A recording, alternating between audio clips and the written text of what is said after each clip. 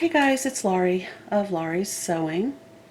I decided to do some embroidery. I cannot do the button project on the satin skirt that I've made for my daughter until the buttons arrive from Joann Fabrics that I ordered over a week ago.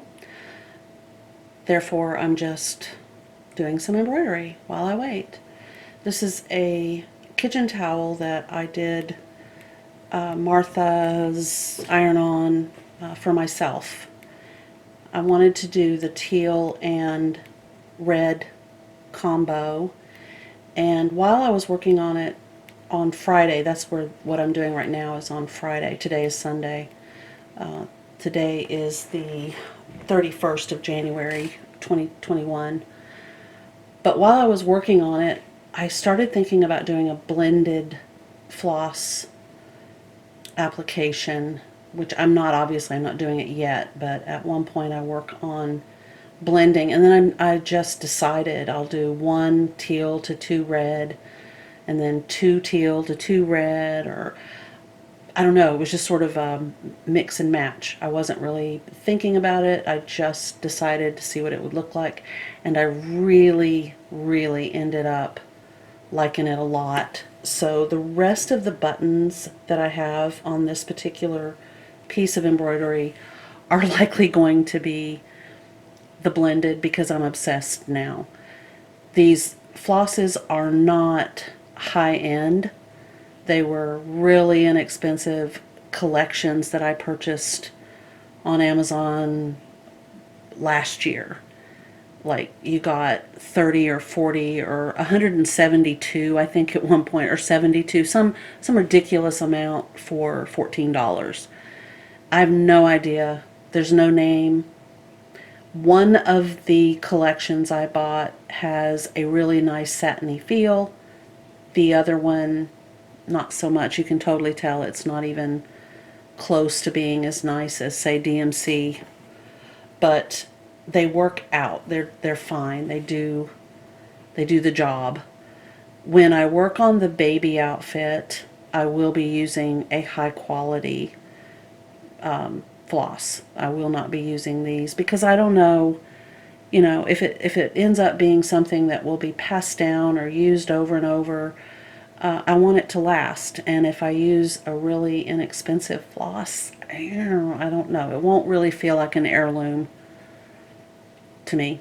So in any case, I'm enjoying these two color combinations. I do like them a lot. And doing just 2 colors in a big project like this has quite the impact. Okay, now I'm doing 2 red to 1 turquoise or teal or light blended blue. I don't know what that's called. Okay, here's 2, 2, 2. Yeah. So I have 4 total, 2 of each color for this particular part of the project coming up. And that was fun to thread, by the way. I'm being very sarcastic. It was not fun, but I'm doing a quilter's knot. Normally when I do embroidery like this, I don't do a knot, but for something that will get washed and used as much as this, absolutely do a knot. So I worked on this last little bit right here, and I ended up having a visitor, and I had to play with Bama. So there you have it. So basically, when I don't have a sewing project, I just find needlework to work on. In this case, it is a crochet project because I decided I didn't want to do any more needlework over there. So I'm just crocheting away. I decided to make another placemat thing for my dining room table. I love the one that I made earlier. And then I just randomly decide it's time to clean out the hazel bag. So I dumped everything out. I was going through it and trying to find things that I felt like were worthy of staying in the bag. It's one of those, I honestly believe that I could put the whole entire house in there and it would all fit. I've never been more impressed with a little bag as I have been with that hazel bag. So it's like all my thimbles, a lot of other notions that I typically want to have in just one place. Not a cake decorating tip. Don't ask me, I don't know. Those are bias binder makers, some old thread, and then I get busy sharpening all of my chalk pencils. I'm doing a little demo on that chalk wheel right there. It's one of my favorite notions. It works really well. Now I'm sharpening. I have like 5 or 6 Dixon pencils, a Chalkapel, a no-name brand. There's just a whole bunch of them. And I like to keep them in the... I couldn't get that to focus. It was ridiculous. Anyway. But I like to keep them in the hazel bag because I know that's where they are. I know I'm going to find them. And I don't have to worry that they're in 15 different places throughout the sewing room. So I get all that sharpened and put away in the hazel bag. It's a heat erase, ink refill, just a few pens. And then I just kind of cleaned up the mess and put everything away and waited for buttons. I know there's been a push online through a lot of the groups that I belong to declutter, and that's kind of where I was going with this. I decided that that hazel bag was insanely cluttered. I found all these pens. These are paint pens that I've had for over 20 years, and I was shocked to discover that they still work. There is literally still paint or ink or whatever is in those. I used them to make my sister I think two shirts. I know one for sure. The one that I'm going to be describing here in just a minute was embroidered. It was when she was the owner of her own landscape business, and I found a denim shirt and I embroidered a whole bunch of flowers and then the words "Weed 'em and reap." And I mailed it to her from the Granite Falls, Washington State Post Office, and she never got it. That was decades ago. Then I made her, after our mom passed away, I made her a t-shirt that said, I painted with those paint pens, "Watch out, I have an older sister or a big sister, and I'm not afraid to use her." And she wore it and wore it just almost out, and then she took it off one day, washed it, and then decided to make it into a pillowcase, which I thought was really sweet. Okay, this one I'm cleaning the dust off of. No, I'm talking about how. Yeah, now I'm cleaning the dust off of my new rotary cutter that I got for Christmas of 2020. And by the way, it is still January the 29th when I'm filming this. Okay, this is some lace that I found in the hazel bag, and it's lace that I generally would not be using in my projects. It's got way too much polyester. I prefer cotton. That little piece of trim is inspiring for some other projects, but again, it's not cotton, and I generally like to work with cotton. I have no idea. Oh, this was a piece of the selvage off of the satin that I cut with pinking shears. These are little pins that came with the shadow box that I purchased for the coal kerchief that I received. And that, of course, is a needle threader that was in there, and I decided it would do me better to put it in my little needle book with my scissors.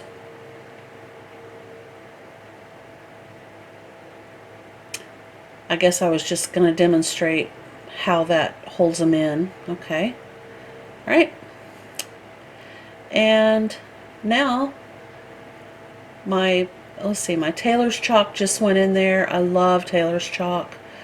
There is a plastic box that I saw on Amazon that you can put your tailor's chalk in, and it has little dividers just like this box. The only value I see in having a plastic box is that you could see the colors through the plastic, but I don't have any trouble choosing the proper color from that cardboard box. Okay, these are my little weights.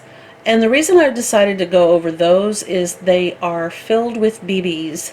And I discovered the hard way that BBs are becoming difficult to get.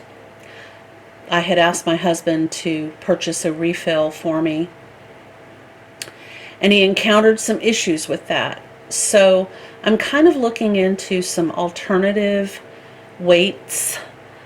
I had thought about using fishing weights, I had thought about marbles, and I had thought about aquarium rocks, but I haven't tried any yet. I did get the BBs, but they are increasingly more difficult to get.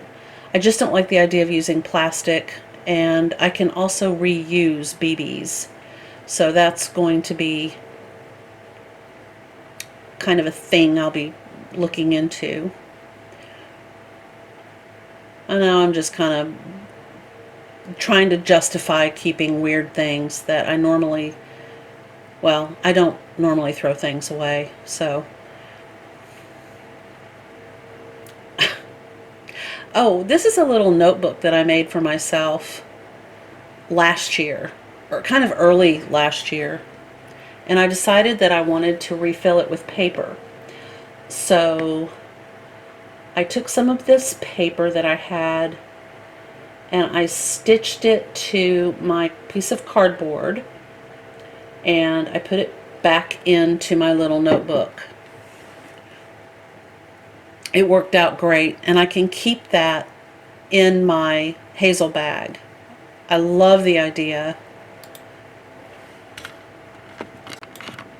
So I've sewn that to the paper, which it was about 20 pieces of little just regular paper cut and stuck together, and then I sewed that to a piece of cardboard, and the cardboard is about the weight of a gift box, and then I just slip it behind that piece of ribbon that I stitched, and now I have a little notebook. I love it. It's very handy. So while I was waiting for the buttons to arrive, it's still Friday, and these two things arrived. One of them I had already opened because it contained a personal item, something not associated with doing videos, and I wanted to get that out. It was face masks, just the disposable type. And the other fabric is, okay, so both of the fabrics that I've got there now, that one and the other one to my left, will be used to create the back of that table topper that I stitched together using a jelly roll. So the cream colored fabric right there is called canvas drop cloth, but you buy it by the yard. It's a 6-ounce canvas, and then that fabric right there actually is also a canvas. It is identical in weight, it's just printed. So what I plan to do is cut out a heart 4 times. Then I'm going to do a specific type of applique to the beige creamy colored type of canvas, and that will become the back piece to the little quilt tabletop right there. For Valentine's Day you can use the heart applique side, and then you're not stuck with a completely separate item that you must then find storage for. You can just simply flip it over and you have an everyday sort of wine themed, sort of generic, sort of I don't mind having it out all the time table topper, which I will then do 4 times because I'm making one for myself, my 2 daughters, and my sister. And I love that rose canvas fabric. I don't know what to say about it other than it's really soft, really nice. It's a good quality. And then those are the other piece of the jelly roll, and I decided to just stitch them up like little ribbons, and I will tie them around the table toppers for presentation as a gift. So I don't know if you can tell, but it is now dark outside on the video, but it's actually Saturday, not Friday anymore. And this arrived late. Lo and behold, it is the beautiful blue Spechler-Vogel Imperial Batiste that I had ordered for the baby outfit. It was cut horribly. I was so shocked by how bad that was. I think really we need to look at that again. So there it is. I'm not kidding. That's how it came to me. So anyway, it's still Spechler-Vogel, still feels fantastic. It's a beautiful color for little boys. I'm not horribly upset. I would be if I were doing like a big dress, but this is for a baby outfit. And then also from Los Angeles, but from a different company through Amazon, I received dun dun dun dun dun. I received the white Spechler-Vogel, and it was cut nicely, I will say. I didn't have any issues at all.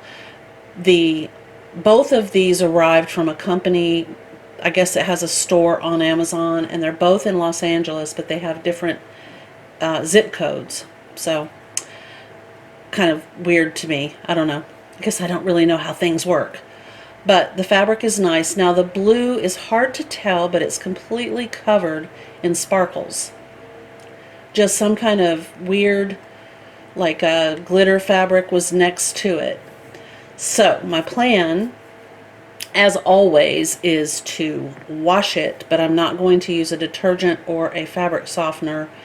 I'm going to trim all the way around, well, the two edges that are not selvage edges, the cut edges, with the pinking shears, and then individually they will be washed in warm water with a cap full of white vinegar. Oh, and then I'm trying to show you the little outfit. The pattern hasn't arrived yet, but it's supposed to be here this coming week. So this today, right now while I'm talking, is Sunday, and I filmed this video part right here last night.